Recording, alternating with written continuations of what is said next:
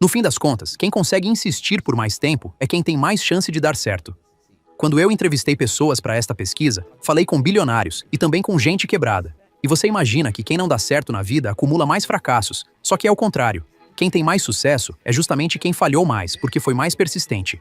A pessoa continua tentando e mesmo errando mais vezes, uma hora acerta, e às vezes acerta em cheio. Uau!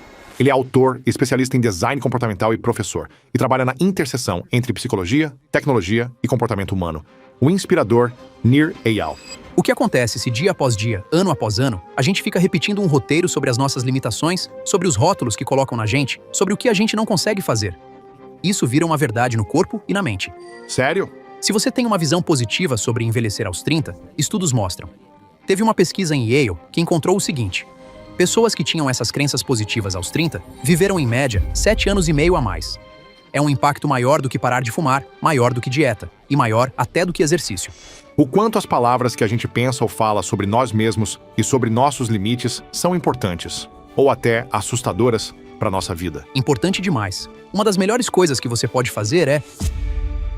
Bem-vindos de volta ao The School of Greatness, em português. Estou muito animado com o nosso convidado, o inspirador Nir Eyal, autor, especialista em design comportamental e professor, focado na interseção entre psicologia, tecnologia e comportamento humano. Ele já vendeu milhões de livros no mundo todo, ajudando pessoas a vencer distrações, criar hábitos que realmente pegam e retomar o controle num mundo feito para tirar a gente do caminho. Nir, obrigado demais por estar aqui. Tô animado. Obrigado. Bom estar de volta. Sim. Vai ser divertido, cara. Eu adoro esse tema porque, na maior parte da minha vida, eu me senti muito inseguro, principalmente por causa da escola. Do fundamental até o ensino médio e a faculdade. Eu era do fim da turma, tipo entre os 4 últimos, porque eles faziam ranking com base no boletim e, basicamente, diziam o quanto você era inteligente, ou o quanto era burro, comparando com o resto da sala. E eu quase sempre estava entre os 4 piores. Então eu carreguei essa crença de que eu não era inteligente o bastante. Era uma sensação constante de que eu não era inteligente o bastante.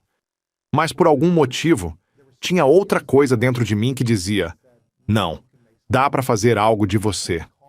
Era como um chamado, uma voz, um sentimento, uma essência dizendo: não importa se no seu boletim você parece um idiota ou se você não manda bem na escola. Se você tiver coragem de se arriscar, de se expor, de tentar e falhar, de errar, você melhora.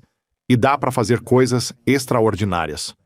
E essa crença, graças a Deus, me sustentou nos últimos 20 anos.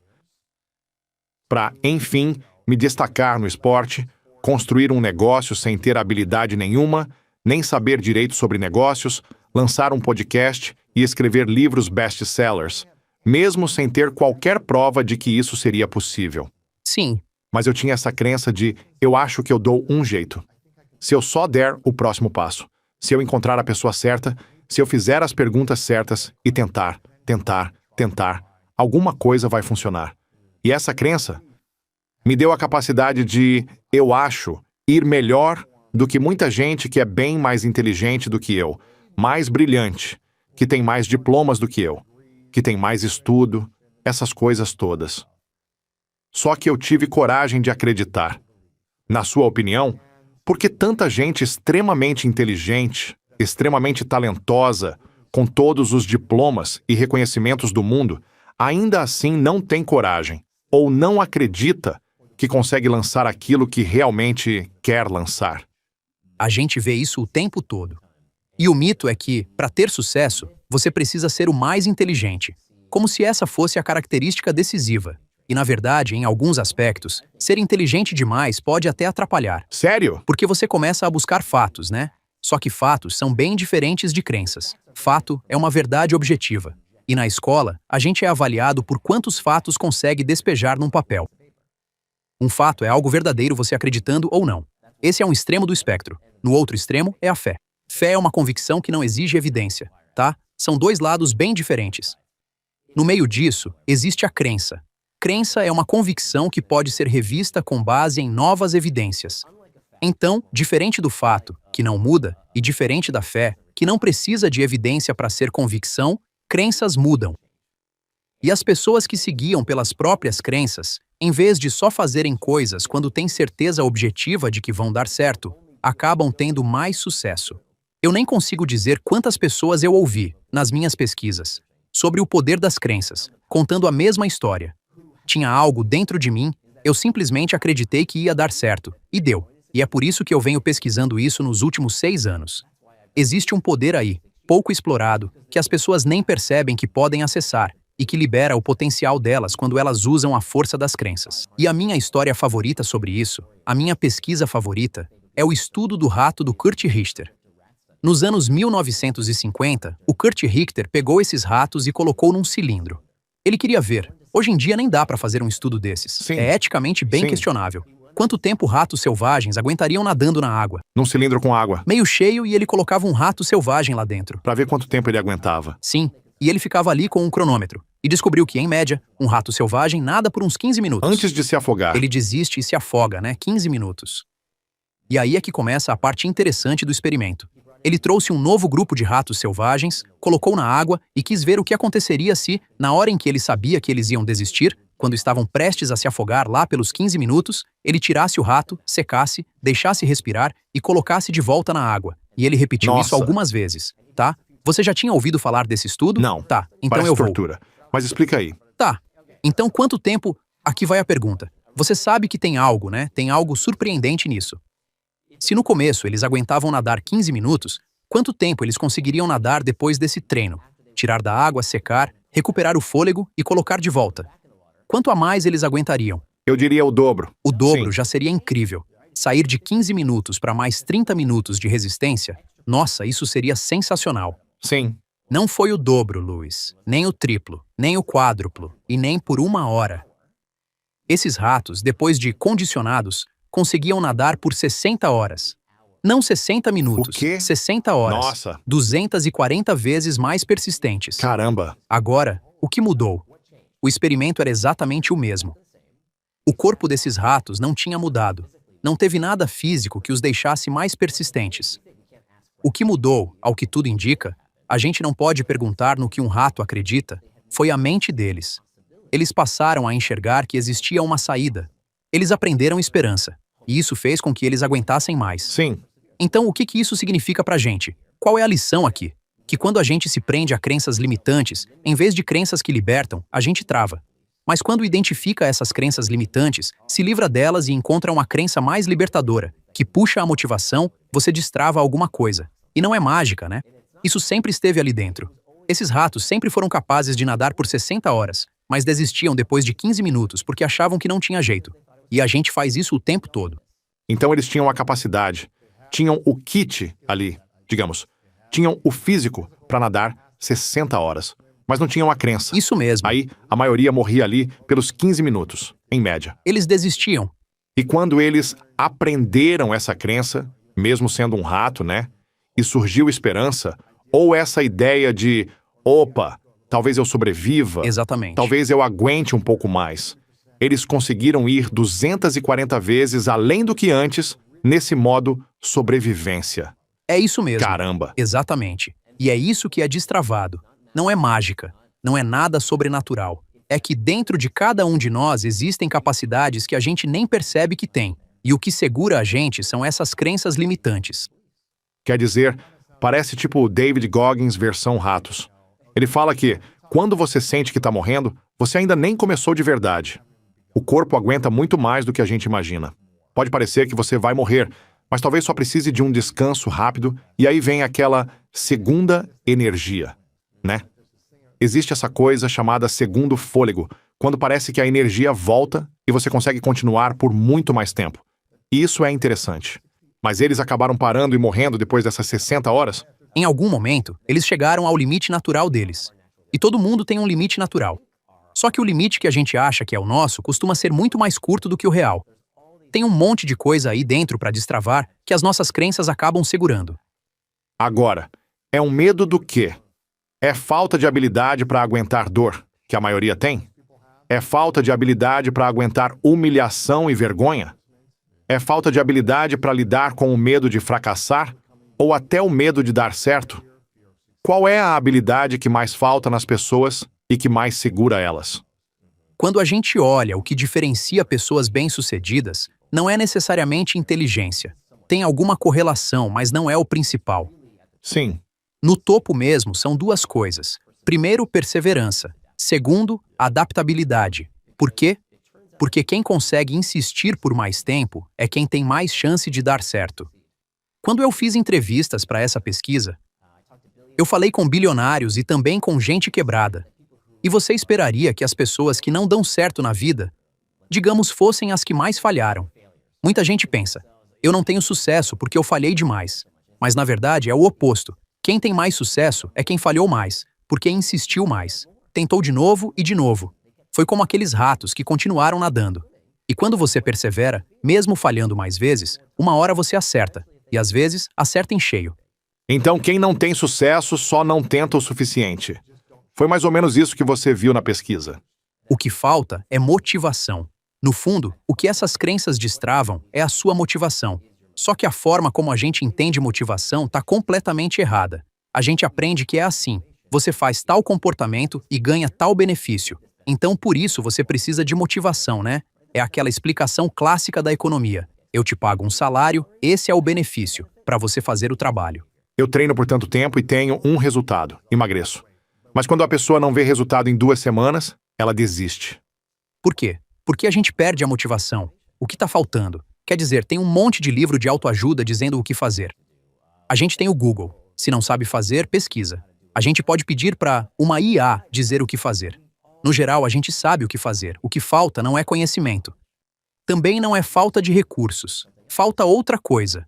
E essa coisa é entender que motivação é um triângulo, não uma linha reta. De um lado, você tem o comportamento, o que precisa fazer. Do outro lado, tem o benefício, o porquê de fazer. Mas o que segura esse triângulo é a crença. Se eu não acredito que vou receber o benefício, pensa que você trabalha para um chefe em quem você não confia, não acredita que ele quer o seu bem. Você acha que ele não vai te dar a promoção, não vai te dar aumento. Você vai ficar motivado a trabalhar para essa pessoa, mesmo querendo o benefício? Não. Não. E o mesmo vale para o outro lado do triângulo, que é o comportamento. Se eu não acredito na minha capacidade de executar aquilo, se eu tenho uma crença limitante sobre aquele comportamento, eu também vou desistir. Então, se fosse tão simples quanto eu quero isso, então eu faço aquilo, todo mundo teria barriga tanquinho e seria multimilionário. Só que não funciona assim por causa do poder da crença. Você precisa dos três. O comportamento, o benefício e, o mais importante, a crença. Se a pessoa foca só em eu vou fazer isso, eu estou animado e estou motivado para lançar isso, porque eu quero esse resultado, eu quero esse benefício. Mas ela não tem. Aliás, ela não tem a crença de que é capaz de realizar, ou de que merece, de que é digna de conquistar aquilo. O que acontece se ela não tem essa crença? Ela perde a motivação. Não continua tentando. Fica como aqueles ratos que desistem e afundam. E quando a gente continua tentando, nem sempre dá certo, claro.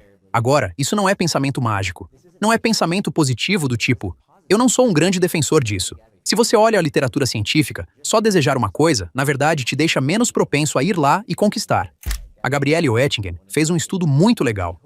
Ela colocou pessoas em monitores de pressão arterial e acompanhou o que acontecia quando elas faziam um exercício de visualização.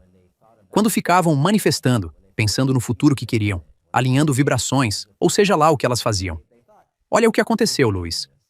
A pressão caiu, elas ficaram mais relaxadas e depois passaram a ter menos chance de fazer o que era necessário para chegar no resultado que queriam. Então, o que a pesquisa mostra é que só sonhar, só visualizar esse resultado, só manifestar, não basta. Na real, isso pode te atrapalhar e diminuir suas chances de alcançar o resultado, porque o seu corpo interpreta aquele relaxamento como se já fosse o benefício. Interessante. É como se você sentisse: eu já conquistei sucesso financeiro, porque eu vivi isso na minha cabeça. Então, como alguém aprende a manifestar do jeito certo? Tipo, visualizar o resultado, visualizar o processo na quadra ou no campo. Como você vai reagir? Como vai responder? Ou então, no negócio. Sim. Você planeja o futuro, antecipa cenários, pensa, quando tal coisa acontecer? Como eu vou reagir? Meio que se colocando no futuro. O que mais precisa existir junto com a visualização para você conseguir realizar o que quer? Então, o que a literatura científica mostra é que só ficar sonhando não funciona. E isso é um ótimo exemplo de como a indústria de autoajuda pega algo verdadeiro e distorce, até virar algo falso. A gente ouve que visualização funciona, e ouve que atletas usam exercícios de visualização, e isso é verdade. Mas o que que os atletas visualizam? Atleta visualiza o troféu? Não. Visualiza a medalha de ouro? Não. Então o que que ele visualiza? Eles visualizam os obstáculos no caminho. Visualizam assim: se eu tô no ataque, a defesa vem pra cima. Se eu tô descendo uma montanha de esqui, o que pode aparecer na minha frente? Eles visualizam os obstáculos para estarem emocionalmente prontos para lidar com isso quando acontecer. E eu não sei se você lembra da nossa última entrevista, mas eu acho que eu comentei. Eu já fui obeso clínico. Obeso clínico mesmo, não só acima do peso. Obeso. Hoje você tá uma máquina. Uma máquina magra. Obrigado, eu agradeço. De verdade. Mas como foi que eu consegui? O segredo, mais ou menos, foi que eu parei de ficar sonhando com o resultado e comecei a me preparar para os obstáculos. Então, o que realmente fez diferença para mim foi me planejar antes, imaginar. Quando eu for naquela festa e alguém me oferecer uma bebida ou um pedaço de bolo de aniversário, O que eu vou fazer?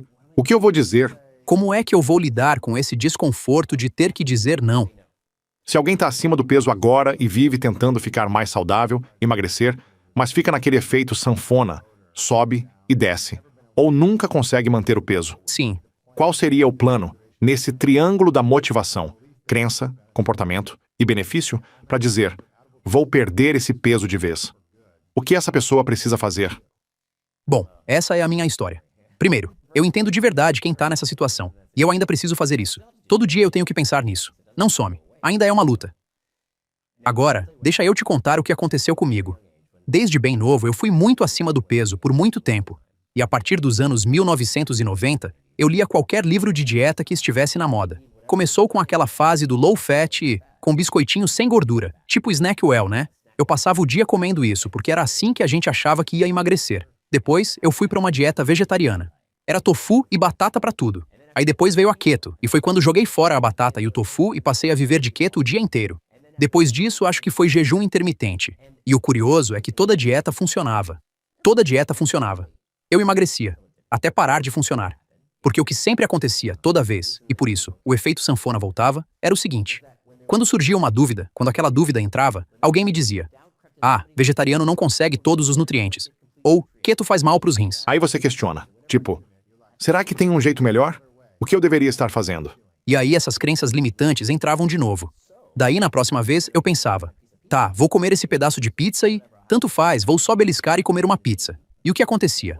Isso tem nome na psicologia. Chama What the Hell Effect. O efeito do, ah, que se dane. Já que comi um pedaço, eu vou comer a pizza inteira. Exatamente. No meu caso era, deixa eu acompanhar com uma cerveja e uma porção de batata frita. Aí vira aquele pensamento: ah, dieta não funciona mesmo. E pronto. Agora eu tenho essa informação na cabeça de que talvez a dieta que eu estava fazendo não funciona. E aí vira, nenhuma dieta funciona. Isso vira uma crença limitante. Em vez da crença libertadora de, ok, eu saí da linha e comi um pedaço de pizza quando não devia. Beleza, mas eu controlo a próxima coisa que eu vou comer. Sim. Em vez do efeito do, ah, dane-se, que é uma crença limitante. E isso vale não só para peso, vale para a gestão do tempo, para a gestão do dinheiro, para tudo isso. Qual é o núcleo da motivação humana?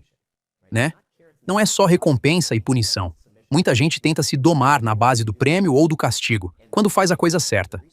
E isso explodiu minha cabeça. A pesquisa hoje mostra que não é sobre recompensa e punição. Não é assim que o cérebro motiva a gente. Na verdade, a recompensa vira a punição. Explica isso. Certo? É tipo um momento Matrix, né? Não existe colher. A recompensa vira a punição. O que isso quer dizer? Que toda motivação humana vem de uma coisa só: o desejo de fugir do desconforto, até querer se sentir bem. A ânsia, o desejo, a fome, o próprio desejar é algo que mexe com a gente psicologicamente, desestabiliza. Então, se todo comportamento humano é movido por fugir do desconforto, isso significa que gestão do tempo é gestão do desconforto, gestão do dinheiro é gestão do desconforto, gestão do peso também. É tudo gestão do desconforto.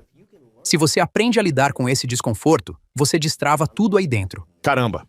Então, se você aprende a administrar a dor ou o desconforto, você consegue destravar basicamente qualquer coisa que você queira em qualquer área da vida. Qualquer coisa que as leis da física não te impeçam de fazer. Sim, Porque tudo que vale a pena na vida, né, você sabe disso, tá do outro lado desse desconforto. sim. Quer construir uma família incrível? Vai dar trabalho. Quer construir um negócio? Você sabe que dá trabalho. Quer entrar em forma? Dá trabalho também. Só que o que explodiu minha cabeça foi que eu sempre misturei... Desculpa, eu nunca separei dor de sofrimento. Qual é a diferença? qual é a diferença entre dor e sofrimento? Então, dor é só um sinal. Onde é que a dor acontece? Onde a dor ocorre? A dor é aqui? A dor é aqui? É na mente, né? Sempre na mente. Onde mais poderia ser? Se você quebra o braço, a dor não fica no braço. Ela é registrada no cérebro. Onde mais poderia ser? Isso não quer dizer que não seja real. Toda dor é real, mas o sofrimento acontece aqui em cima. Por exemplo, Luiz, imagina que, agora do nada, seu coração começa a bater muito rápido, você fica sem ar, com a boca seca. Teria alguma coisa muito errada, né? Você teria que correr para o pronto-socorro. Mas se essas mesmas sensações aparecem enquanto você está correndo ou treinando na academia, aí é ótimo. Aí você tem uma percepção positiva da mesma resposta fisiológica. Então, dor é só um sinal. Sofrimento é a interpretação desse sinal. O que isso quer dizer? Quer dizer que a gente pode moldar como vive essa dor. Não precisa necessariamente virar sofrimento. Dependendo das nossas crenças, do filtro da percepção, a gente pode interpretar de outro jeito. Vou te dar um ótimo exemplo. Uma pesquisa que me deixou travado de tão impressionante foi sobre hipnosedação. Você já ouviu falar de hipnosedação?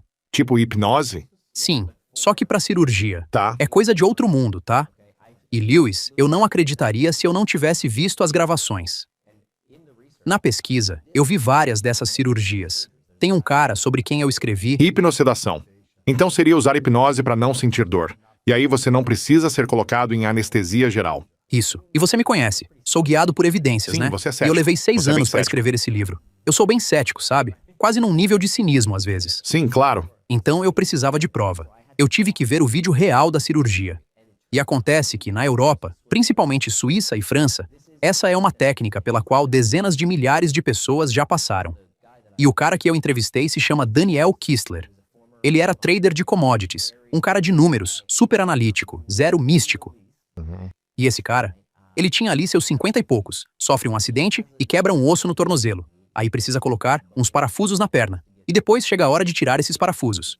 E, bom, isso é anos depois, já tudo cicatrizado, mas ele precisava fazer o procedimento mesmo assim. É assim mesmo. Aí ele descobre essa técnica chamada hipnosedação e fica curioso. Assiste a uns vídeos no YouTube, decide fazer um curso e prepara a mente a ponto de encarar uma cirurgia de 55 minutos. Com um bisturi cortando a pele, com um parafuso de metal sendo arrancado do osso, Meu Deus. sem anestesia geral, sem anestesia local, sem nada. Nada. Ele basicamente disse: deixa eu entrar num estado mental para desligar o sinal de dor. Como é que ele faz E aí, isso? você pode abrir a minha perna, sem eu gritar. Caramba. Exatamente. E você viu Sim, isso? Eu vi isso. E você pode pensar, tá, ele tá sentindo dor, Não, ele mas tá tá relaxado. segurando. Não.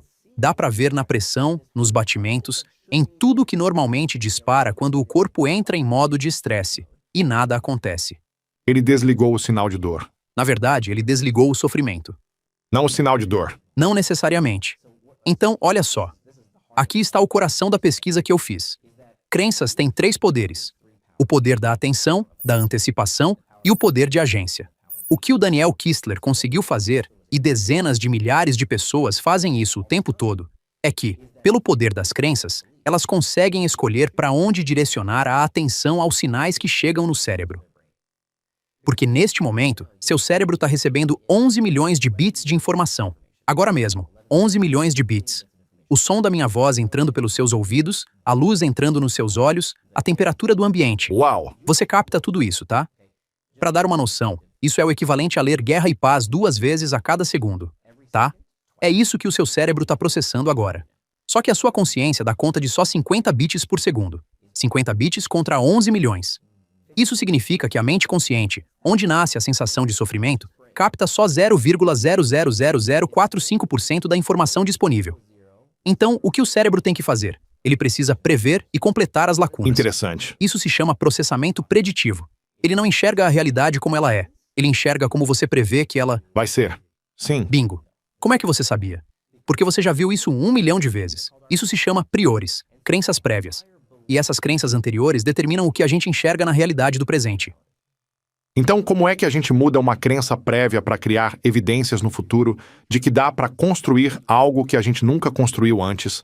Sim. Se tudo que a gente tem como prova é que a gente fracassou, tentou e se humilhou repetidas vezes. Que não é bom o suficiente.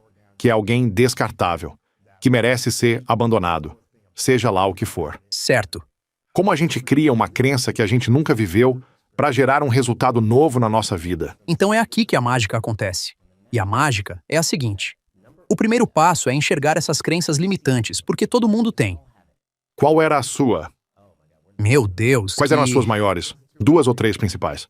Nossa, por onde eu começo?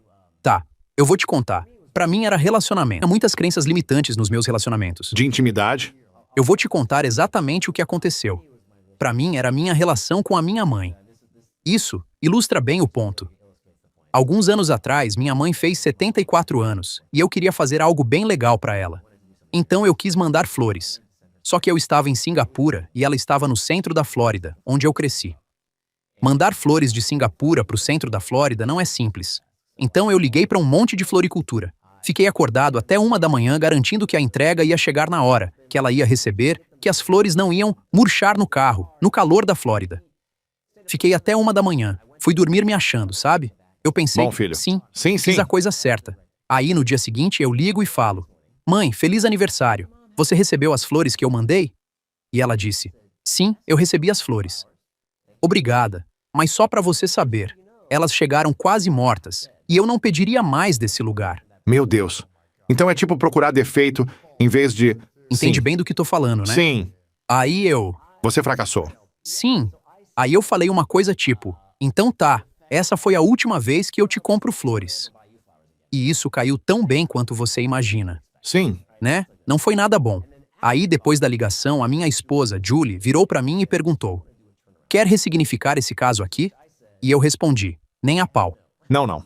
Eu tô puto. Eu não quero esse papo místico, esse negócio de sentimento. Fiquei acordado até 1 da manhã. Eu fiz o meu melhor. Ouviu o que ela disse? Eu preciso desabafar. Porque venderam pra gente essa mentira. Que se alguém te machuca, você precisa falar o que sente, botar pra fora, tirar isso do peito. Tem que desabafar. Só que tá errado. A literatura científica mostra que isso não ajuda.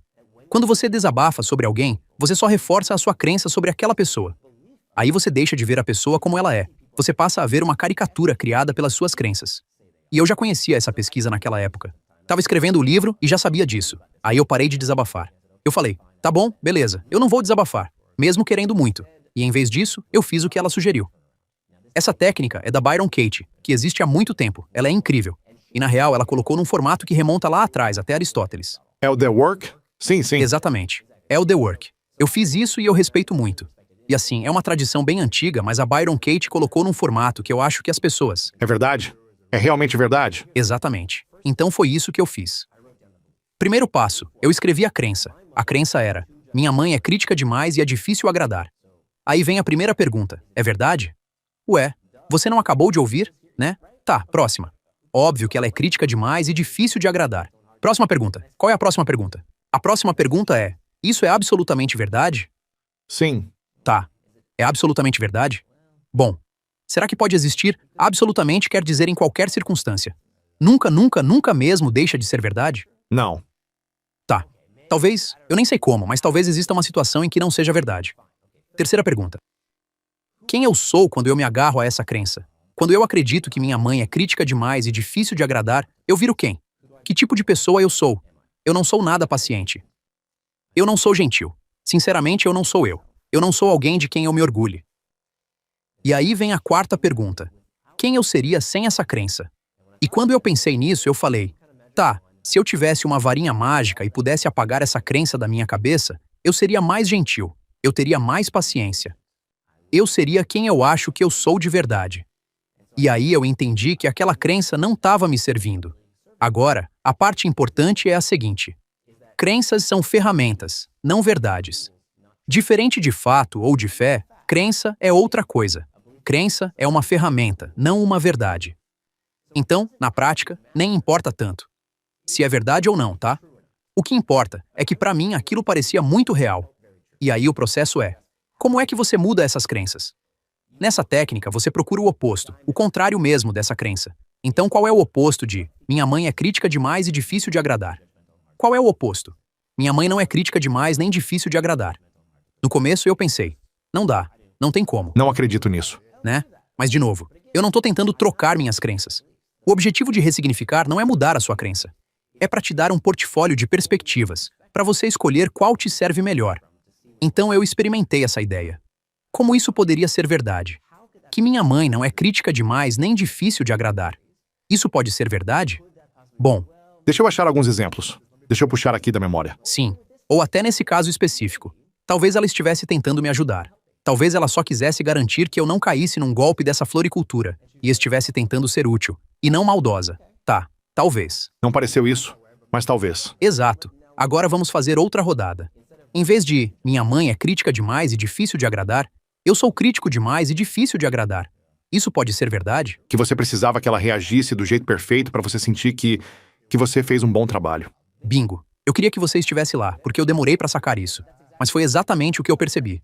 Quando eu liguei pra ela e ela não reagiu exatamente do jeito que eu tinha roteirizado na minha cabeça, Nossa, obrigado por lembrar de mim. como aquele elogio todo não veio, eu perdi a linha e falei uma coisa da qual me arrependo. Então quem tava julgando? Eu. Sim, Tony Robbins fala. Quando você troca expectativa por gratidão, sua vida começa a mudar. Sim. É difícil sentir gratidão quando você tá cheio de expectativa. Por dentro você tá. Eu fiquei acordado até 1h da manhã. Eu fiz isso. Eu fiz o meu melhor. Eu pesquisei por horas só pra mandar flores pra minha mãe. Sim, e eu mereço. E eu mereço pelo menos um obrigado. Que é o quê? Que é uma crença. É só uma crença. Verdade. Mas tinha uma quarta, que parecia a mais verdadeira. E era a que eu menos queria encarar. Em vez de minha mãe é crítica demais e difícil de agradar, era eu sou crítico demais e difícil de agradar, comigo mesmo. Nunca é suficiente, né? Como isso poderia ser verdade? Bom, quando eu pensei melhor, eu percebi. Quando eu fazia algo, me esforçava, e não dava certo, eu encarava como falha pessoal. Como se eu tivesse estragado tudo. Como se eu fosse incompetente. Tipo, eu nem consegui mandar flores decentes pra minha mãe? Então, quem tava julgando quem? Eu tava me julgando. E de novo, alguma dessas é verdade? Importa? O que importa é, qual dessas crenças me trouxe paz? Qual delas te serve mais? Exatamente. Aí eu passei a ter um portfólio para escolher. Na primeira crença, minha mãe é crítica demais e difícil de agradar. Só tem uma saída. Ela teria que mudar para eu ficar bem. É a única saída. Já com as outras 3, eu podia fazer alguma coisa. E esse é o verdadeiro poder das crenças. Sim. Você me perguntou, o que mais mudou? Foi quando eu comecei a olhar para os meus relacionamentos. E hoje eu faço isso talvez 6, 10 vezes por dia. Quando alguém me irrita, eu dou um passo atrás e penso, tá, qual é a crença limitante aqui? Qual é o oposto dessa crença limitante e como isso também poderia ser verdade? E a minha vida, de novo, não é sobre juntar fatos. Não é sobre provar a verdade. Não é sobre verdade. É sobre encontrar paz. E hoje eu sou mais feliz. Eu sou mais eu. Eu fico mais calmo, mais relaxado. E esses benefícios, o que foi que mudou? Tudo que mudou foi a minha crença. Pode chamar de crença ou de perspectiva. Sobre o que está acontecendo na vida e sobre o que você escolhe enxergar e perceber, né? Isso. Só que essas crenças limitantes, todo mundo tem e elas ficam escondidas. É quase como o seu rosto, né? Se eu falar agora, olha pro seu rosto, você não consegue ver. Você vê as mãos, mas o rosto você não vê, né? O único jeito de ver o rosto é no espelho. E é assim que você revela as crenças limitantes. Todo mundo tem. Não importa o quanto você seja bem-sucedido. Sempre tem alguma área da vida em que isso aparece. Então, quais são as 3 maiores crenças limitantes da maioria das pessoas no mundo? A que eu mais ouço é, não dá tempo. Eu não tenho tempo. Eu não tenho tempo. Eu ouço isso direto. Já é tarde demais. Gente como eu não faz isso. Ou então, ele, ela, me machucou. Ou, o mundo é uma droga. Ou, fazer exercício é difícil. Quer dizer, por onde essa lista começa, ela não acaba mais. Sim, é engraçado. Porque uma coisa que tá vindo à minha cabeça agora é... Eu já contei essa história algumas vezes, mas ela sempre ficou comigo. Eu tava no 8º ano, e o colégio do ensino médio, que era meio junto da minha escola, eu admirava demais os caras do último ano do basquete. Eu jogava basquete e treinava muito com a galera mais velha, porque eu era alto e já tinha desenvolvido algumas habilidades físicas. Então, no 8º ano, eu treinava com o pessoal do 2º e do 3º ano do ensino médio, pegando treino com eles. E eu lembro que eu admirava um cara específico do último ano, que talvez seja o atleta mais talentoso que eu já vi até hoje na minha vida. Era um jogador com um dom absurdo. Fisicamente, ele fazia qualquer coisa na quadra. Devia ter um salto vertical de mais de 1 metro e enterrava com a maior facilidade. Parecia tudo muito leve. Ele era um fenômeno. Mas por algum motivo, na hora do jogo mesmo, ele era, no máximo, mediano. Tipo, ele não chegava nem perto do que era capaz quando ele... Treinava. No treino, ele fazia o que quisesse. Mas no jogo acontecia alguma coisa e eu ficava pensando, ué, por que ele não tá fazendo o que ele consegue fazer? Sim, E eu não sei se isso é verdade ou não, mas isso me lembra que não adianta você, mesmo que todo mundo ache que você consegue coisas incríveis, se você não acredita, não importa se o mundo inteiro acredita em você. Você ainda tem que aprender a acreditar em você mesmo. Mas por outro lado, uma coisa que eu aprendi é que eu não tinha aquela habilidade atlética, e eu não acreditava que as pessoas acreditavam em mim em algumas fases. Depois, isso mudou, mas essa era a minha crença no começo. Só que eu pensei, quer saber? Eu vou acreditar em mim. Mesmo que ninguém. Mesmo que o mundo esteja contra mim, eu vou acreditar em mim e vou ter coragem de me arriscar, me expor, tentar, treinar, ser consistente e fazer coisas difíceis por muito tempo. Você pode ter o mundo inteiro acreditando em você, mas se você não acredita em você mesmo, vai ser difícil chegar no seu potencial.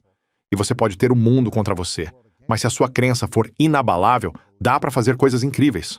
é exatamente isso. E o que dá raiva nisso é que, assim como você não consegue ver o próprio rosto, mas consegue ver o rosto dos outros, você conseguia enxergar as crenças limitantes dele. Sim. Mas ele não. Nossa. E o que assusta é isso. Todo mundo carrega crenças limitantes escondidas, e a gente não consegue ver. Por que a gente não consegue ver? Porque o nosso padrão é a passividade. A gente, durante muito tempo, na psicologia, todo mundo aceitava aquela ideia do desamparo aprendido. Você já deve ter ouvido falar desamparo aprendido do Martin Seligman e do Meyer. Só que alguns anos atrás, eles disseram que tinham entendido tudo ao contrário. Não existe desamparo aprendido. O que existe não é que a gente aprende o desamparo. A gente nasce no desamparo. Pensa em como a gente nasce, né? Você acabou de ter duas meninas gêmeas lindas. Sim, sim. Quando suas meninas nasceram, Elas são indefesas. totalmente indefesas. Elas dependem de outra pessoa para se manterem vivas. Isso. Então a gente começa em modo sobrevivência, só que tem gente que fica em modo sobrevivência a vida inteira. Isso. Porque isso, na prática, é o que dá segurança, né? Do ponto de vista evolutivo. Mantém a gente vivo. Exatamente. Então o que a gente precisa aprender é, a gente não aprende desamparo. Na verdade, a gente aprende esperança. E o caminho para sair de uma crença limitante é através de pequenos atos de agência, pequenas escolhas com intenção. O terceiro poder da crença é mostrar para o seu cérebro como uma crença alternativa também pode ser verdadeira. Por exemplo, o que aconteceu com a minha mãe. Ou na habilidade esportiva. Ou num projeto empreendedor. É você ir se provando com passos pequenos que aquilo que você tratava como verdade não era verdade. Era só uma crença. Então como reconhecer quando uma crença que te ajudou a sobreviver agora está limitando o seu potencial? Você acha as áreas em que você está travado. Olha para aquela promessa de ano novo que você repete ano após ano. Ou aquele sonho que você vive falando, mas nunca faz nada a respeito. Aquele problema que não some, que você não consegue contornar. Aquele relacionamento que te tira do sério e continua te tirando do sério ano após ano. Você não encontra uma saída. Você é inteligente. Por que você não consegue achar um jeito de ficar bem? É aí que você olha. Então, o primeiro passo é identificar onde está esse embolado na sua vida. E, geralmente, o que está por trás não é falta de recurso, nem falta de entendimento, né? Antes de comprar mais um livro de autoajuda, você tem que entender o sistema operacional do seu cérebro. São essas crenças. E enquanto você não ajustar isso, saber o que fazer não vai ajudar. Hoje, com IA, você pode falar, me dá um plano detalhado, passo a passo, para emagrecer em 90 dias. Ou para abrir um negócio. Ela vai te dizer tudo o que você precisa fazer. Tudo. Vai te dar um plano diário, passo a passo, te cobrar consistência, trazer pesquisa, informação, dados. Você fica com o plano inteiro na E mão. você ainda não vai fazer. Por que as pessoas não fazem, mesmo sabendo exatamente o plano para chegar no resultado que querem? Isso não é novidade. Não é culpa da IA, né? Quem é que não sabe que, basicamente, para 99% das pessoas, para emagrecer, É comer menos e se mexer mais. você não precisa de um livro de dieta para te dizer isso. É assim há muito tempo. Para começar um negócio, você precisa fazer coisas que outras pessoas não querem fazer. Sim, Para ter um relacionamento bom, você precisa estar realmente presente com as pessoas. A gente sabe disso, mas não faz, porque a gente se sabota por causa dessas crenças limitantes. Sabe por quê? Porque elas parecem fatos. Elas parecem a verdade. E não tem nada mais desconfortável para o nosso sistema imunológico psicológico do que mudar crenças. A gente odeia, certo. mas é claro, aquelas crenças que parecem absurdas, que parecem isso não pode ser verdade, são exatamente as crenças que a gente tem que encarar. Cara, então, como pai, que conselho você me daria, como pai de primeira viagem, para eu modelar e comunicar crenças para as minhas filhas gêmeas, para que elas não sintam que estão travadas quando acontecem coisas que elas ainda não aprenderam a fazer sozinhas, que elas ainda não descobriram como resolver. Como é que a gente modela e ensina essa capacidade de ter agência, sendo que, de certa forma, a gente vive em modo sobrevivência até uma certa fase da vida? Sim, o que eu gostei no que você acabou de dizer, e pouca gente fala isso, é que muita gente pergunta: como eu faço meus filhos? E esse é um erro enorme. Você tem que dar o exemplo. Exatamente. Sim, É assim que a gente muda isso. todo mundo fala. Eles não vão ouvir o que você diz, eles vão prestar atenção no que faz. Exatamente, e é doido, né? Meu segundo livro, Indistractable, é sobre distração com tecnologia. E pessoas me perguntavam: como eu tiro meu filho do TikTok e do Fortnite? E ao mesmo tempo, Saia do seu né, celular. é exatamente isso que elas fazem. Então é aquilo. Se você quer um filho indistraível, você tem que ser um pai ou uma mãe indistraível. Para modelar o poder das crenças, você tem que ser um pai de alta agência. Você precisa mostrar para os seus filhos: olha, eu tive esse desafio e foi assim que eu superei. Era assim que eu pensava antes. E ser vulnerável. Muitos pais acham que precisam ter todas as respostas. E eu percebi, pelo menos na minha relação com a minha filha de 17 anos, que quando eu sou mais vulnerável, quando eu peço ajuda, ela não só me ajuda de verdade, como me ajudou com esse livro. É incrível. Ela me ajudou em cada etapa, porque eu conversava com ela. Eu tô com dificuldade nisso, como é que eu expresso isso? Eu aprendo com isso, e ela aprende também, né? Uau! Ela ganha muito com isso, porque ela fica numa posição de confiança, de eu posso ajudar. Acho que uma das melhores coisas que você pode fazer é, quando suas filhas estiverem um pouco maiores, dizer: olha com o que o papai tá tendo dificuldade. O que você acha que eu Tô posso tentando fazer? resolver isso. O que vocês fariam? Exatamente. E principalmente mostrando para elas que você está disposto a mudar essas crenças. Uma das piores frases que existem é: eu sou assim mesmo. Eu sou assim. Eu sou desse jeito. A pior coisa: eu não sou uma pessoa da manhã. Ah, isso é meu TDAH. Inclusive eu tenho. Eu vivia me dizendo sempre que eu me distraía com alguma coisa: é meu TDAH. É a desculpa que a gente se apega quando não quer mudar. E o que a gente está fazendo quando pensa assim, né? Ou então, gente da minha idade, meus amigos, falam: ah, deu um branco. Coisa da idade. Nossa, isso não é bom. Vamos supor que isso seja verdade. De novo, crenças são ferramentas, não verdades. Então a gente nem sabe se isso é verdade, né? Eu mesmo, quando dizia pra mim. E de novo, eu tenho o diagnóstico de TDAH. Quando eu esquecia algo, ou me distraía e me pegava nisso, eu falava: ah, tá aí o meu TDAH. Você está se rotulando cada vez mais. Exatamente. Está reforçando a crença do porquê você não consegue romper aquilo para criar o que você quer. Isso.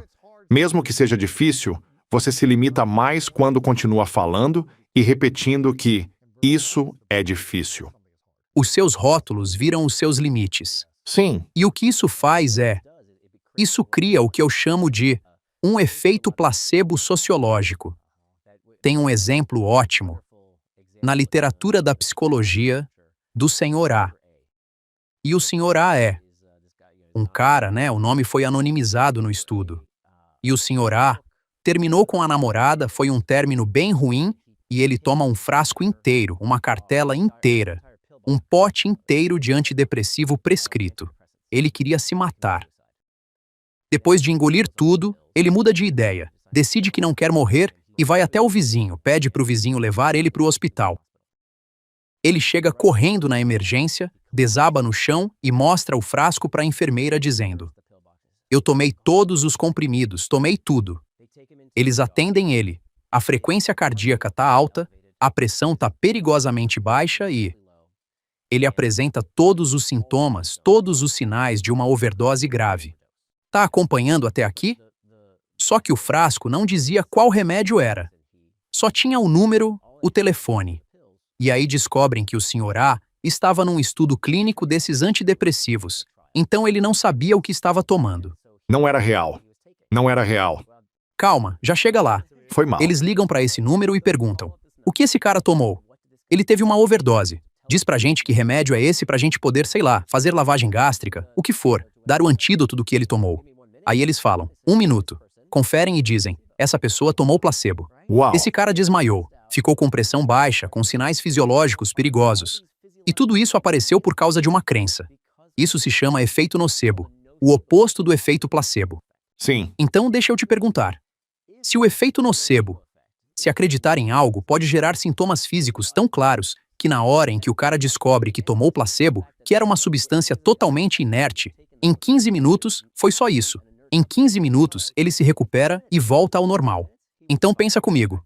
Tá, isso era um caso extremo quando a pessoa toma um frasco inteiro de comprimidos, né? Que era trigo, alguma coisa assim. Sim, era nada. Era uma substância inerte. Então o que acontece se dia após dia, semana após semana, mês após mês, ano após ano, a gente fica repetindo um roteiro sobre as nossas limitações, sobre os nossos rótulos, sobre o que a gente não consegue fazer? Isso vira verdade no corpo e na mente. Então, o quão importante ou assustador é aquilo que a gente pensa ou fala sobre nós mesmos e sobre nossos limites para nossa vida. E uma das melhores coisas que você pode fazer é... Porque isso não é fácil, vou ser bem honesto com você. Eu queria ter uma solução rápida, de um dia para o outro, mas não funciona assim. Mudar crenças não é fácil. Um dos primeiros passos é prestar atenção nas palavras que você realmente fala. Quando você diz em voz alta, isso é tão a minha cara, ou que sorte a minha, ou por isso que eu não consigo. Seja lá o que for, essas palavras que você verbaliza são o primeiro ponto, porque você está falando isso para fora. A não ser que sejam palavras que te fortalecem. Que sorte a minha. Isso acontece comigo direto. Você é otimista, então você interpreta isso desse jeito. Caramba, eu sempre acho a primeira vaga ali na frente, cara. E as coisas... Dinheiro sempre vem pra mim com facilidade. Tipo, sim, claro que vem. Por que não? Sim, só que a maioria das pessoas não faz isso. Não faz e olha o que acontece. E teve um estudo muito bacana em que eles pegaram pessoas que se diziam... que se diziam sortudas ou azaradas, tá? Gente que falava pra si, eu sou azarado, ou eu sou sortudo, né? Elas tinham esse rótulo. Aí levaram elas pra uma sala e disseram, tá, aqui está um jornal. Queremos que você faça uma tarefa. Conte o mais rápido que você conseguir todas as fotos deste jornal, diga quantas fotos tem, e você ganha o prêmio. $250, tá? Então, faz o mais rápido possível. Os dois grupos fizeram isso? Os dois grupos fizeram. O grupo dos azarados levou 2 minutos e meio. Os azarados levaram 2 minutos e meio. Os sortudos levaram 11 segundos. Meu Por quê? Deus. Qual foi a diferença? Porque na página 2, uma daquelas fotos dizia o seguinte: pare de contar, tem 43 fotos neste jornal. Vá resgatar o seu prêmio. Então eles só pegaram um atalho. Sim. As pessoas sortudas literalmente enxergavam a realidade de outro jeito. Já as azaradas falavam, tá, 1, 2, 3, 4, e ficavam ali contando por 2 minutos e meio. Já as pessoas que diziam coisas boas sempre acontecem comigo, encontravam a oportunidade de algo bom acontecer. Não é que elas fossem mais sortudas de verdade, elas só estavam mais atentas. As crenças delas moldavam o que elas conseguiam ver. Elas viam a realidade de um jeito diferente. E, aliás, é por isso que empreendedores tendem a ser mais otimistas. Eles costumam se achar mais sortudos, acham que coisas boas acontecem. E uma coisa que eu adotei depois dessa linha de pesquisa foi o seguinte: em vez de ficar falando, eu odiava admitir, mas eu era totalmente aquela pessoa que dizia, ai meu Deus, hoje é o dia do trânsito, ou por que isso tá acontecendo comigo? Ou, fiquei doente, seja lá o que fosse, eu vivia me lembrando do que dava errado. Agora, toda vez que acontece algo bom, a gente fala em voz alta, em família. Tudo de bom acontece com a gente. Isso é um fato, Luiz? Não. Coisa ruim acontece também, mas a gente dá ênfase ao tudo de bom acontece com a gente. Por quê? Porque assim a gente fica mais consciente disso. A Vanessa Van Edwards, nossa amiga em comum, tem uma frase ótima. Em vez de perguntar, como você tá, né? Porque o que a pessoa responde? Como você tá? Na correria? Tô bem, Sim, tanto sim, faz. aquela resposta automática. Em vez disso, ela pergunta, o que tem de bom? Eu adoro isso, porque o que isso faz é treinar a gente a procurar. O que tem de bom? Eu te digo o que tem de bom. Na real, sabe de uma? Eu tô vivo hoje, eu consigo respirar. Então, vamos começar por aí. É focar numa coisa pequena que já é positiva, em vez do que não tá funcionando. Eu gosto de perguntar, pelo que você mais é grato hoje? Ou com o que você tá mais animado na Sim, sua vida? lindo. Só para ajudar a pessoa a sair do negativo e ir para um pensamento mais fortalecedor. Quanto mais a gente tem emoções e pensamentos que fortalecem, mais coisas boas vão acontecer, ou pelo menos a gente vai se sentir melhor. Mesmo que as coisas boas não venham, a gente, no mínimo, se sente melhor. Isso é muito real. E não é só que você se sente melhor. Você começa a perceber mais disso. E esse é um dos 3 traços que definem o que a gente chama de atenção empreendedora. Pessoas com esse olhar empreendedor são mais gratas. E a Tina Selig, de Stanford, tem uma prática em que ela manda agradecimentos como você não imagina. Qualquer pessoa que faça ela se sentir bem ou faça algo legal, ela manda um cartão escrito à mão agradecendo, ou um e-mail, ou uma mensagem rápida. E isso acaba virando uma dessas qualidades de empreendedores bem-sucedidos, de pessoas bem-sucedidas. Elas vivem procurando oportunidades de agradecer. Caramba, é muito interessante você falar isso, porque faz umas 3 semanas que eu tô pensando que eu preciso encomendar cartões de agradecimento. Personalizados mesmo, porque eu quero começar a mandar muito mais. Então você é mais uma confirmação, um sinal de que eu tenho que fazer isso para ontem. Eu faço isso por mensagem, por vídeo, por ligação, essas coisas, mas tem algo diferente em receber uma carta. Meu pai fazia muito isso também. E eu acho que um dos motivos de ele ter sido um empreendedor tão bem-sucedido é que ele estava o tempo todo pensando nos outros. Sim, Pensava, como eu posso mandar um bilhete legal? Ou então ele via alguma coisa no jornal, e na época em que jornal era o que tinha, recortava a matéria e mandava para alguém com um bilhetinho de agradecimento. As pessoas lembram. as pessoas lembram. E a loucura é que isso tem nome. Sorte provocada. Como a gente pode construir a própria sorte. O que acontece quando esse bilhete de agradecimento cai na mesa de alguém e bem do lado dele tem uma oportunidade de negócio com alguém? A pessoa lembra de você. Você está Exatamente. criando a sua Você própria está criando sorte. a sua própria sorte. Sim, é muito interessante porque Que tipo de negócio seu pai tinha? ele era corretor de seguro de vida. E isso é difícil. Sim, Sabe, é difícil ligar para alguém e perguntar: você quer um seguro de vida? Mas ele fazia isso o tempo todo. Mandava bilhetes, aparecia, fazia questão de reconhecer as pessoas. E eu sempre levei isso comigo. Eu acho que uma das chaves para eu estar onde eu tô hoje é pensar sempre: ei, eu vi você fazendo isso. Só passei para te dar parabéns. Você tá mandando muito, continua. Sem pedir nada. Parabéns. E eu acho que quando a gente sai desse lugar de eu não sou o suficiente, ou da inveja do que o outro conquistou, ou do que a gente não tá conquistando, e vê o outro fazendo, e simplesmente reconhece e parabeniza, coisas boas voltam. Sabe? isso. E não é mágico. Não é vibração do universo. Não é qualquer papo quântico. É porque isso muda o que a gente vê, o que a gente sente e o que a gente faz. Os 3 poderes da crença: antecipação, atenção e agência. Quando você acredita diferente, no fim, você age diferente. Você falou que existe fato, existe fé, e no meio existe crença. O quanto a fé entra nisso para destravar sucesso na vida das pessoas? Então, é interessante porque eu cresci bem secular. Eu não rezava. Eu rezava quando era bem pequeno. Minha família imigrou para os Estados Unidos, e quando eu tinha 6 anos, tinham passado a perna neles e levado cada centavo. Um americano viu que aqueles imigrantes mal falavam a língua e deu um golpe neles. Basicamente, pegou todas as economias da vida, o dinheiro que eles tinham usado para ir para a América e recomeçar. Então, eu rezava naquela época, quando eu era bem pequeno, porque a gente estava passando por tempos muito difíceis. E eu não voltei a rezar até começar a fazer esta pesquisa. Sério? Sim. Então, 40 e tantos anos depois, Então, o que eu descobri foi que você não rezou nada nas últimas 4 décadas? eu não rezava. Porque olha o que aconteceu. Eu rezava antes. Sim. Você reza? Sim. Você tem alguma fé? Eu rezava quando era mais novo. E depois eu meio que dei uma parada por um tempo. Não parei totalmente. Mas eu não era tão ativo na oração por talvez uns 10 anos. E aí, nos últimos 4 anos, eu aprofundei muito. Nos últimos 4 anos? Sim. Desde que eu conheci a Marta. Acho que quase 5 anos, na E verdade. como tem sido pra você? Virou o jogo. Quer dizer, tem muita coisa que a gente faz, que eu faço, que sustenta a minha paz interior. Sim, E eu acho que passar por uma jornada de cura, uma jornada de reflexão, sabe? Em que eu olhei para dentro, para as minhas dores, para as feridas do passado, para tudo isso, e me permiti curar ao longo de muitos anos, me trouxe harmonia e paz. Sim. Mas ter um senso de fé e uma crença verdadeira e rezar sobre isso toda manhã e toda noite me dá mais confiança de que eu tô exatamente onde eu preciso estar sim. e de que coisas boas estão vindo. E não é sobre mim, é sobre servir. E enquanto eu continuar aparecendo com constância e basicamente seguindo o triângulo da motivação, fazendo essas coisas com consistência, coisas boas vão acontecer. Aí eu ouvia as pessoas falando isso. Mas me fala da parte científica. Pra mim, aquilo não encaixava. Essa parte sobrenatural não conectava comigo. Então eu ouvia as pessoas falando isso e eu ficava com muita inveja porque vocês recebiam todos esses benefícios e eu não conseguia sentir nada disso. E aí acontece que, hoje, É meu TDAH. Eu não consigo rezar. pessoas como eu são o maior grupo religioso nos Estados Unidos. Chamam de nones. Não de nuns de freira católica. É N-O-N-E-S. Sem religião, Sem religião. O maior grupo de fé nos Estados Unidos hoje são os nones. E isso, na verdade, virou realidade faz relativamente pouco tempo. Muitos deles dizem que são eles não são ateus? sem filiação. Alguns são ateus, sim, mas muitos se definem como espirituais, só que não religiosos.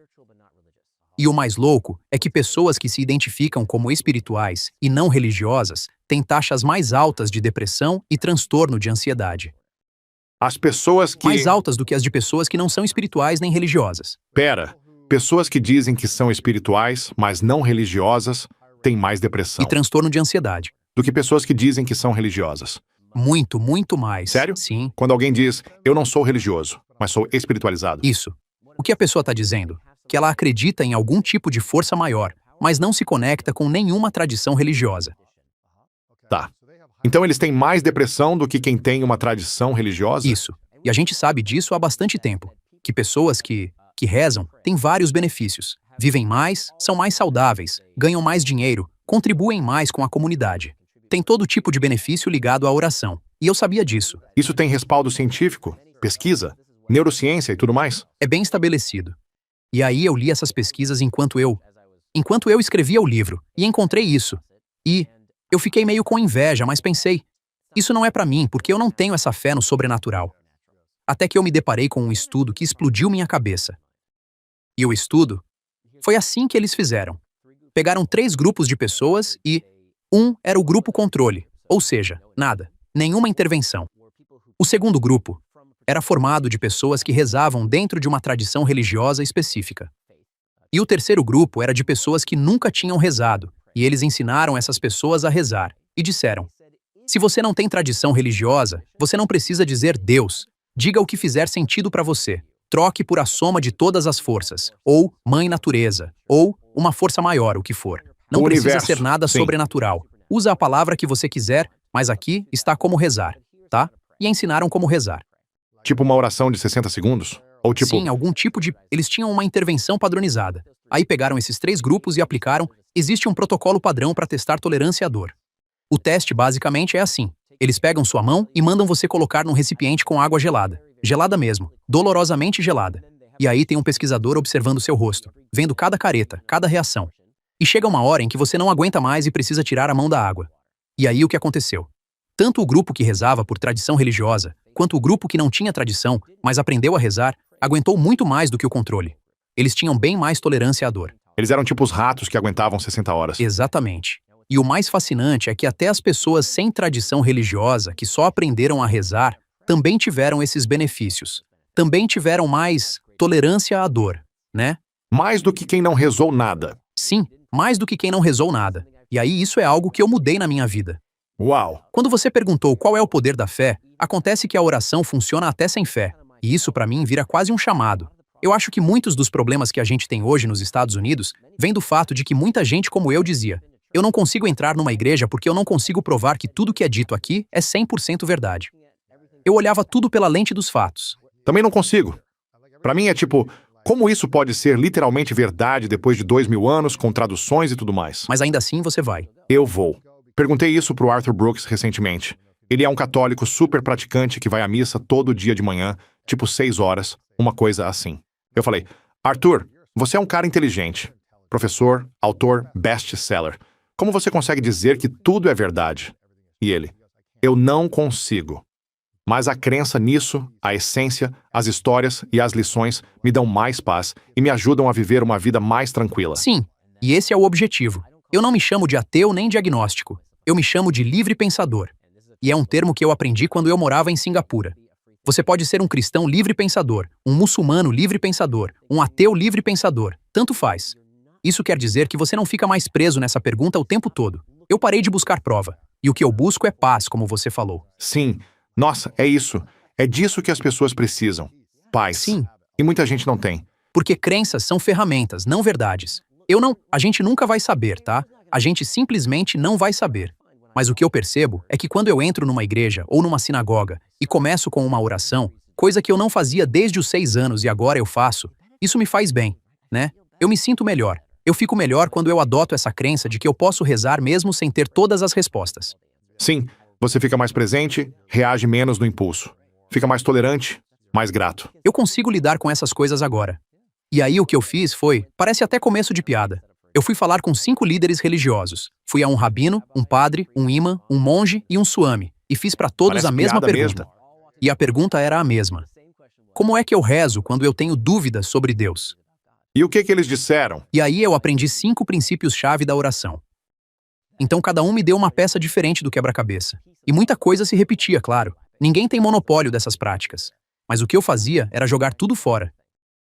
Eu dizia, bom, se eu não tenho certeza absoluta, então eu não posso fazer nada disso. E aí eu aprendi com essas religiões que a gente pode rezar mesmo tendo dúvidas. Então, com o rabino, eu aprendi que você pode fazer primeiro e entender depois. No Monte Sinai, os judeus dizem que quando receberam os 10 mandamentos, eles disseram Na'aseh v'nishma. Primeiro a gente faz, depois a gente ouve, entende. Primeiro faz. Então, na minha vida, primeiro eu faço o ritual, depois eu vejo o porquê. Não fica perguntando por que eu tenho que fazer isso, ou qual vai ser o resultado. Só tenha fé, eu acho, de que você tem que fazer isso primeiro. Eu chamaria isso de crença, não de fé cega. É a crença de que eu tô fazendo isso porque isso me faz bem, me serve. Né? Eu não vou aceitar tudo sem questionar. Eu não vou fazer tudo que alguém me mandar. Eu não vou ser ingênuo. Qual é a definição de crença? É uma convicção que continua aberta à revisão, com base em evidências. Então, diferente de antes, quando eu pensava, primeiro tem que ser fato, aí eu faço. Agora é, primeiro eu faço, e depois eu vejo o que vem disso. Com o imã, eu aprendi sobre a simplicidade da oração. No islamismo, você reza 5 vezes ao dia, a mesma oração. Não precisa ser super complicado. Você não precisa de uma oração toda, cheia de formalidade, cheia de procedimento. Você pode criar um ritual simples, sentar, ficar 1 minuto com seus pensamentos, agradecer e ter um momento de paz, né? Para lidar com essas coisas por conta própria. Você pode criar isso na sua vida. Tenha você uma tradição de fé ou não. Com o padre católico, eu aprendi uma coisa. Foi lindo. Ele me contou como as pessoas vão à igreja querendo que as orações sejam atendidas. E elas pedem coisas, né? Tipo, eu quero encontrar um amor. Eu quero ter sucesso nos negócios. Por favor, me cura. E por aí vai. E o que muita gente não percebe é que muitas vezes o simples fato de ir à igreja, a parte da comunidade, é como as orações são respondidas. É a pessoa do banco do lado que pode te ajudar no trabalho, que pode te apresentar alguém, que pode resolver vários desses problemas. Esse lado da comunidade é algo que muita gente que não tem tradição religiosa não acessa, a não ser que vá. Sim, isso Né? é verdade. E com o Swami, um líder hindu, eu aprendi que precisa ser sobre algo maior do que você. Sobre a força de encontrar uma causa, encontrar um propósito que vá além de só eu. E com o budismo, eu aprendi a separar dor de sofrimento, dentro das práticas budistas. Sabe, minha esposa é chinesa, e uma coisa que ela ouvia crescendo numa casa budista era amargo agora, doce depois. Sobre como você consegue separar a dor do sofrimento para sustentar a motivação, para continuar. Nossa, Então você pode pegar, e toda religião tem um pouco de tudo isso, mas mesmo que você não siga uma tradição específica, você pode fazer o que eu chamo de interpretação construtiva. Você entra num lugar de culto e diz, quer saber? Eu não preciso que cada detalhe seja literalmente verdadeiro para ter esses benefícios. acho que isso trava as pessoas. Com certeza. Elas precisam dos fatos para dizer, tá, isso aconteceu mesmo? Se não, eu descarto tudo. Isso. E para ser justo, não é só culpa de quem participa. Tem muita instituição religiosa que exige um teste de purezas, né? Você tem que acreditar em tudo. Isso também não é construtivo. Isso afasta as pessoas. Sim. É interessante porque toda vez que a gente vai à igreja, a Marta fica muito grata. Ela se sente melhor só de ir. Então, se a oração te traz essa paz. Agora, se te faz sentir mal, então não é uma boa. Não faz. Mas se te traz paz, por que não fazer isso com mais frequência? Certo. Mesmo sem ter todas as respostas. Eu nem lembro se foi o Wayne Dyer que disse isso ou de onde veio. Mas é tipo, muita gente acha que ver para crer, só que crer é ver. É como a gente vira essa chave? Tipo, eu só acredito quando eu ver. Começa acreditando e isso vai se revelando. Né? Não é isso? O Wayne Dyer falou isso? Eu achei que eu tinha inventado. É o título de um capítulo. Mas é exatamente isso, porque é assim que a gente costuma pensar. Quando eu ver, eu acredito. Só que a gente não vê a realidade, como ela realmente é. A gente tem uma simulação rodando no cérebro por causa disso. 11 milhões de bits contra 50 bits.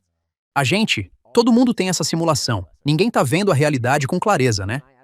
Então, quando eu defendo isso, tem gente que fala, você tá dizendo para as pessoas mentirem para si mesmas? Tá mandando a pessoa se enganar, se manipular para ficar delirando?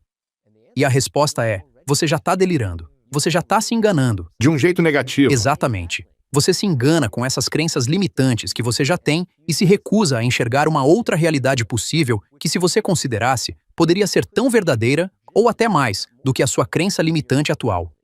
Sim, mas vamos lá. Você estuda psicologia, comportamento humano.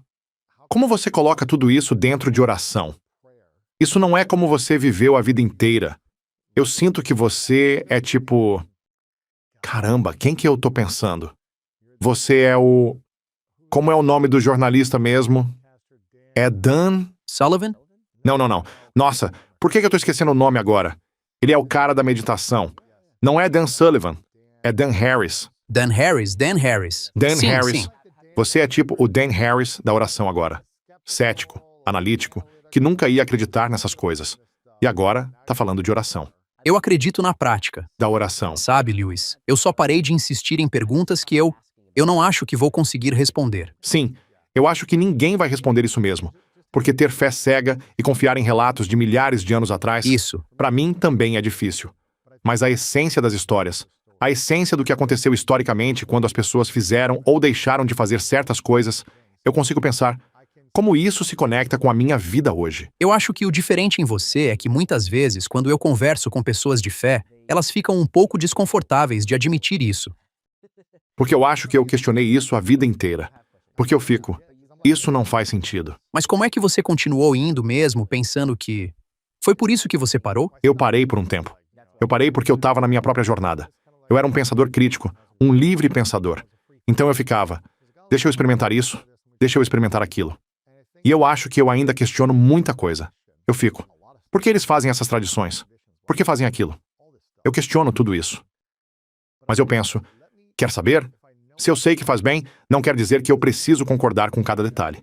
Eu posso continuar questionando. Mas como eu aplico as coisas que eu sei que ajudam para mim, para minha esposa, Isso. para o nosso casamento e para nossa relação, e que fazem a gente se sentir melhor. Eu não preciso ter todas as respostas. Sim.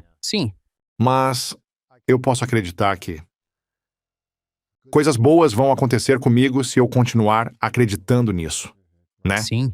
E isso já é um tipo de oração, por si só.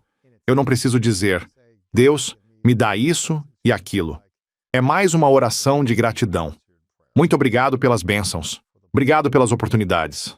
Obrigado pelas lições difíceis, que me fizeram ter mais gratidão. É como uma oração de agradecimento para mim, que me coloca num estado de paz e de valorização. Sim. E eu acho que quanto mais eu sou grato e valorizo a vida, mais a vida me traz coisas para eu ser grato e valorizar. Seja uma lei, uma ciência, uma crença que eu inventei, seja o que for. Funciona. E me dá mais paz. Pô, você tá na frente. Porque eu precisei ver estudo, sabe? Então, sim, Sim, isso é sim. fantástico. Isso é excelente. E o Desculpa. Eu queria que não tivesse demorado tanto pra mim. E eu queria que mais gente encontrasse esse caminho. Eu acho que a gente seria muito mais feliz. Eu acho que muita gente lida com muita dor, e aí transforma essa dor em sofrimento por algum tipo de crença, ou por causa de um pai ou uma mãe ligado a uma religião que fez algo errado com ela. Aí a pessoa fica tipo, essa pessoa. Faz essa associação. Sim, é como se você associasse isso a alguém que te falou algo, te julgou, te fez se sentir menor, e que faz parte de um sistema de fé. Sim, Aí você faz essa associação e pensa, isso é errado. sim. Essa pessoa era pra cuidar de mim, não mentir pra mim. E ela fez isso. E como ela segue aquela crença, você conclui. Então essa crença inteira é errada. E se você parar pra pensar, isso é bem protetor. Sim, E é por isso que a gente não enxerga as crenças limitantes escondidas. Porque pra gente, se a gente sai procurando evidência, a gente sempre vai com achar. certeza. Sempre. E aí isso vira a nova crença que a gente adota sem nem questionar. Aí fica selado. A gente fica incapaz de testar de verdade e enxergar outro caminho. Mas tem o outro lado. Eu consigo ouvir um cético escutando isso e dizendo, sim, eu entendi que você era cético, achou um caminho, mas eu continuo cético. Sabe, eu continuo cético com isso. Tipo, eu sigo os seus 4 passos do The Work e, no fim das contas, eu ainda preciso colocar um limite com a minha mãe.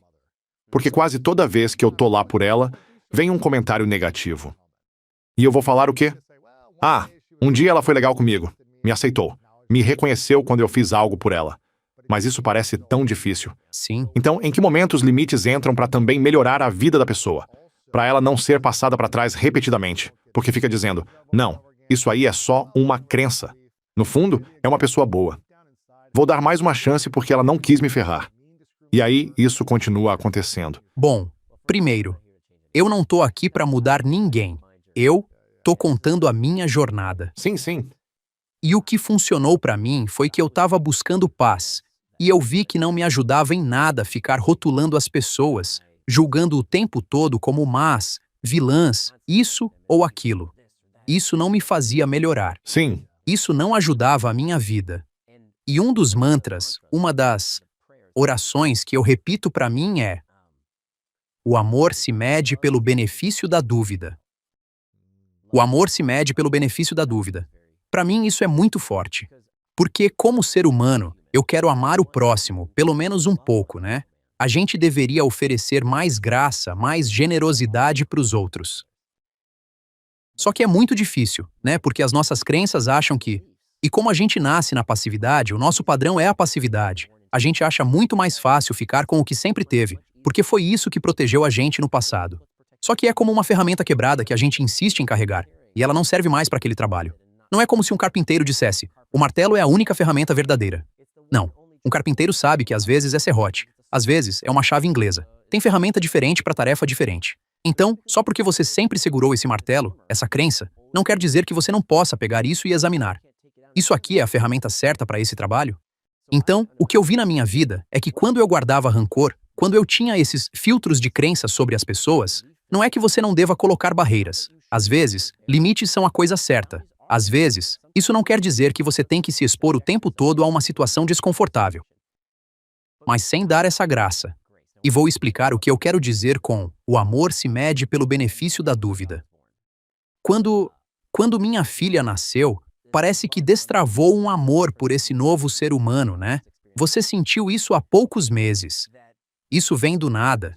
E a gente dá para os bebês uma graça enorme, um benefício da dúvida total. Por que a gente faz isso? Bebê é meio chatinho, vamos ser sinceros, né? Eles Gritam, choram, fazem cocô. Tudo isso que eles fazem e que dá para interpretar como irritante, né? Sim. Só que você não interpreta assim. O bebê não tá tentando te irritar. Chorar é a melhor ferramenta que ele tem. É assim que ele consegue o que precisa. Então a gente dá esse benefício da dúvida. E quanto mais a gente ama alguém, como mede esse amor? Quanto mais benefício da dúvida você dá para a pessoa, mais você ama. Então o que eu tento me lembrar o tempo todo é: a gente é tudo bebê crescido. Sim, é verdade. Sim. Todo mundo tá fazendo o melhor que consegue. Quando a gente cresce, parece que acabou o benefício da dúvida. Tem que ser perfeito. E se erra, se eu interpreto como você me machucou, pronto, você não tem mais graça nenhuma, porque você me feriu. Sim. Só que o que eu tento me lembrar hoje, e não é sempre fácil, é que aquela pessoa tá fazendo o melhor que consegue com as ferramentas que tem. Sim. É como eu esperar, sei lá, que minha filha de repente fale russo. Ela não fala russo. Como é que ela teria essa ferramenta disponível? Ela não tem. Quando era bebê, ela nem conseguia falar frases completas. Tudo que ela tinha era a capacidade de chorar. E pessoas que nos machucam, que ferem a gente, que fizeram coisas no passado. Isso não quer dizer que não doeu, não quer dizer que não foi real. Também não quer dizer que a gente tem que perdoar no automático, sem pensar, fingindo que nada aconteceu. Quer dizer que a gente vive melhor, aproveita mais a vida e fica mais em paz se adotar uma crença nova, que sirva melhor pra gente. Sim. Sim. Eu tenho curiosidade sobre isso. O que acontece com a biologia de uma pessoa quando ela espera falhar antes mesmo de começar aquilo que ela realmente quer fazer?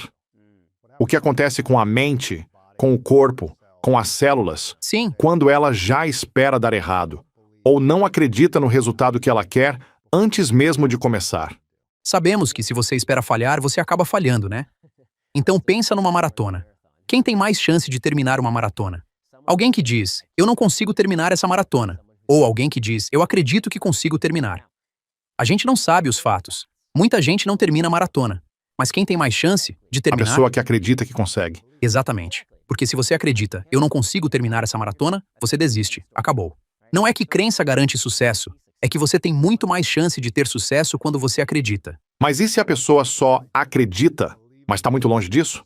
Tipo, nunca correu nem 1 quilômetro e fala: hoje eu vou correr uma maratona, eu acredito que consigo.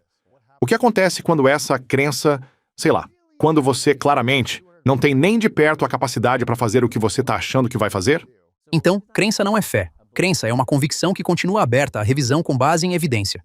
Então você ainda precisa olhar para as evidências. Precisa estar aberto ao mundo real, né? Não pode ser só milagre. Você tem que olhar para o que realmente te serve. Mas voltando ao seu ponto sobre biologia, você perguntou o que acontece quando você não acredita. Quer saber o que acontece quando você acredita? Sim, o que acontece?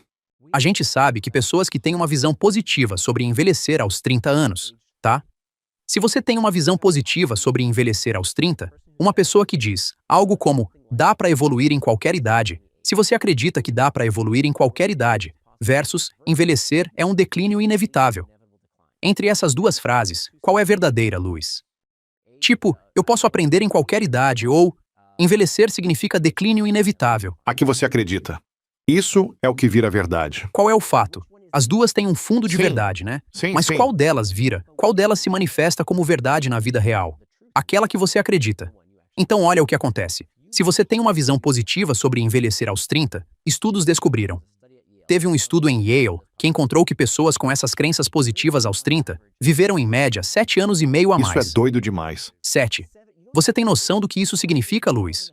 Isso é um efeito maior do que parar de fumar do que dieta. É um efeito maior do que exercício. Uau. Né? Agora, isso é mágica? É porque você tá vibrando numa frequência e porque eu penso isso, então acontece? E aí, sei lá, muda minha biologia, minhas células? Então Não, o que é? não tem nada a ver com isso. É o seguinte, se eu tenho uma visão positiva sobre envelhecer desde cedo, o que eu faço de diferente? Lembra, crenças, os 3 poderes. O que a gente vê, o que a gente sente e o que a gente faz. Então, quem tem mais chance, conforme envelhece, de sair para caminhar, mexer no jardim, ver amigos, treinar? Quem acredita, tô dando um branco, coisa da idade. Ou quem acredita, ei, dá para evoluir em qualquer idade. Seu comportamento vai continuar aparecendo de um jeito que te fortalece conforme você envelhece. Sim. Versus um que te enfraquece. Tipo, isso é coisa da idade. Então vou ficar fumando o dia inteiro agora. Ou então, sim, eu não consigo fazer isso por causa de X, Y, Z. Deixa eu te dar outro estudo. Esteroides, tá? Tinha 2 grupos. Um grupo foi orientado a treinar normal, ir para a academia e seguir como sempre. O outro ouviu. A gente tem um esteroide novo incrível. Queremos que você tome para testar se funciona. Aqui está seu treino, tá? Faz esses exercícios. Só que no fim, o esteroide era placebo. Tem pegadinha aí. O esteroide era placebo e mesmo assim, os homens que tomaram a pílula acreditando que era esteroide ganharam mais massa muscular. Ou seja, no corpo mesmo, a crença virou biologia. Isso é doido. Do mesmo jeito que crenças podem acrescentar anos à sua vida, aqui a crença virou biologia. Por quê? Não era mágica. Quando eu acreditava que eu estava no esteroide, eu fazia mais uma repetição. Eu colocava um pouquinho mais de peso. Eu treinava um pouco mais pesado porque, tô com esteroide no corpo. Então eu preciso fazer isso render. Então a crença virou biologia, mesmo sendo 100% placebo. Isso influenciou o comportamento. Sim. E o comportamento ajudou a influenciar os resultados. É tudo sobre comportamento. No caso de placebo, é exatamente disso que se trata. Uau. Sim. Cara, isso é fascinante. Seu livro se chama Beyond Belief. O caminho, com base na ciência, para parar de se limitar e alcançar resultados extraordinários. Nesse livro, com toda a pesquisa que você fez, você levou 6 anos para escrever, editar, reescrever e voltou a rezar depois de 40 anos porque viu muita evidência dos benefícios. Qual foi o maior aprendizado para você ao pesquisar o Beyond Belief? O maior aprendizado para mim foi: eu, e por extensão todos nós, somos capazes de muito mais do que a gente imagina. A gente está só arranhando a superfície das nossas capacidades. E tem muitos estudos que eu trago no livro que explodem a cabeça, né? O que as pessoas conseguem fazer quando acreditam. Tipo monges que conseguem aumentar a temperatura do próprio corpo de forma consciente. Eles conseguem. Tem um estudo de caso que eu conto em que uma pessoa com Parkinson, certo? Que durante o dia ficava acamada. Tava num laboratório do sono. E no meio da noite, ela acorda, sobe numa mesa, levanta um móvel acima da cabeça e começa a gritar: "Jacaré, jacaré!" Porque estava sonhando. Era um paciente com Parkinson, acamado, que no meio da noite levantou e estava lutando com jacarés dormindo, né? Ele estava num tipo de delírio, num episódio de sonambulismo, porque naquele momento ele não estava preso à realidade das próprias crenças. Ele estava inconsciente naquela hora. E isso vai longe. Essa demonstração é como a dos ratos que a gente comentou antes. Quando você destrava o seu potencial de verdade, tira crenças limitantes e adota crenças que te libertam. Você consegue fazer muito mais do que imaginava. O que você acha que fica possível para a sua vida com tudo isso que você pesquisou nos próximos 5 a 10 anos? Para minha vida especificamente, Para sua vida. Tipo, tinha alguma coisa que você acreditava como eu só consigo escrever livros de um jeito, ou eu vou ser só pesquisador, ou eu vou ser esse tipo de pai. Algo que você carregou até esse livro e que agora você destravou um potencial novo aí dentro e quer levar para os próximos 5 a 10 anos? eu acho que, quando eu mudei minha relação com a minha mãe, eu também mudei minha relação com a minha filha. Sério? Sim, Como assim? coisa típica de adolescência. Tipo, quando eu falo para um amigo meu que também tem filha adolescente, meu Deus, é o pior. Menina adolescente, é aquele monte de drama, problema e tal. Só que isso é só uma crença. Isso é só uma crença. Sabe que em países pré-industriais não existe essa coisa de adolescente rebelde?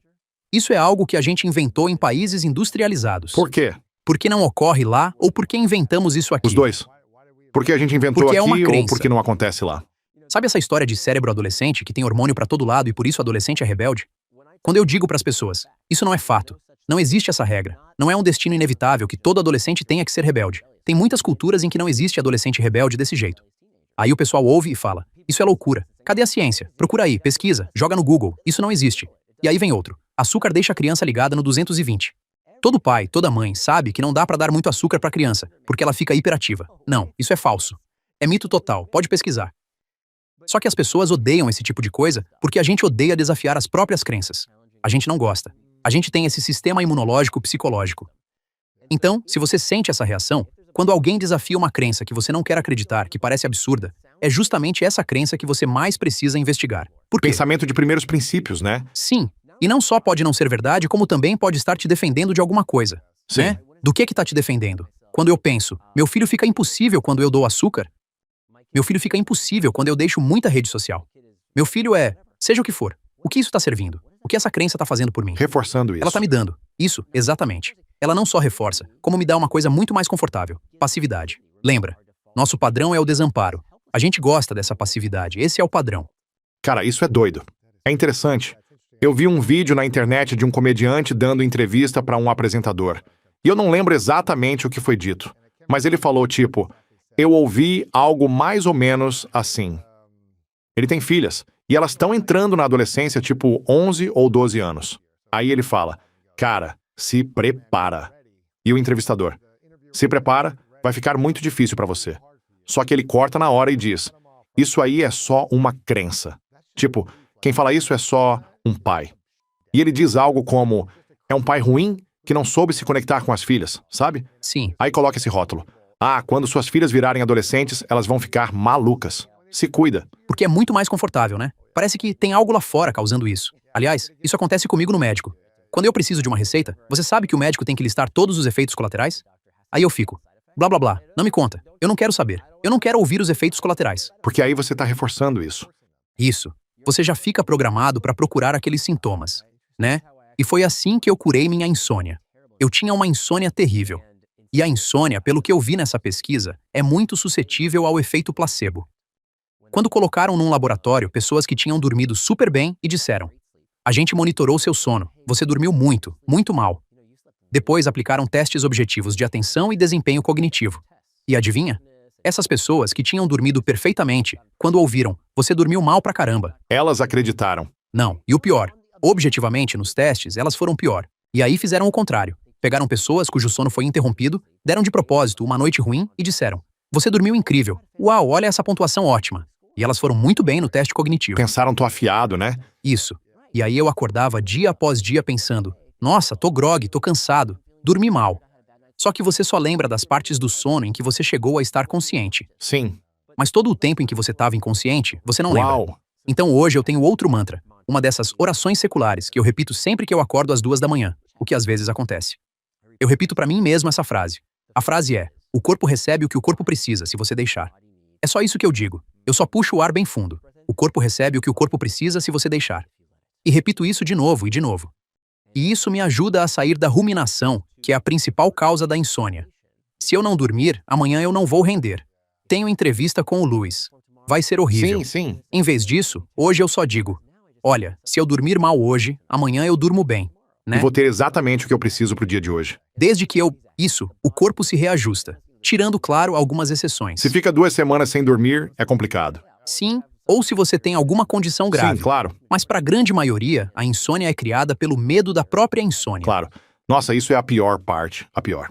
Acesse nearandfar.com. Beyond Belief. O caminho com base na ciência para você parar de se limitar e alcançar resultados extraordinários. Esse é o livro que você vai querer pegar, porque para mim, que sou um cético, pesquisador, se você aprende isso e vê o benefício na prática, eu acho que qualquer pessoa cética, analítica, que precisa de pesquisa para comprovar certas coisas, vai se encontrar nesse livro. E eu realmente acredito, olha que engraçado, mas eu acredito de verdade que crença é tudo. Crença é tudo. E a minha missão no meu livro The Greatness Mindset é tirar das pessoas a autodesconfiança, porque eu acredito que a autodesconfiança mata qualquer sonho. Sim, E quando você duvida de si mesmo, você não realiza seus sonhos. Como você disse, se você não acredita que termina a maratona, você não termina. isso. Mas, se você aprende a acreditar em você, aprende a manter consistência e faz o que você fala no triângulo da motivação. Ter comportamentos que combinem com essas crenças. E qual era o terceiro ponto mesmo? O benefício, o comportamento e a crença. Benefício, comportamento e crença. E se você consegue manter consistência nesse comportamento e sustentar a crença de que você consegue manter essa consistência, coisas boas vão acontecer. Então eu quero que as pessoas comprem Beyond Belief. Mude a mente. Mude a vida. Já dá para comprar agora. Tem em qualquer lugar que vende livros. Você também está nas redes. Eu acho que seu principal canal é o Instagram, mas talvez você esteja no LinkedIn também. Sim. Acho que eu vejo seu conteúdo por lá. Então, @NEYAL99 no Instagram. E em nearandfar.com tem um monte de recurso e conteúdo bom.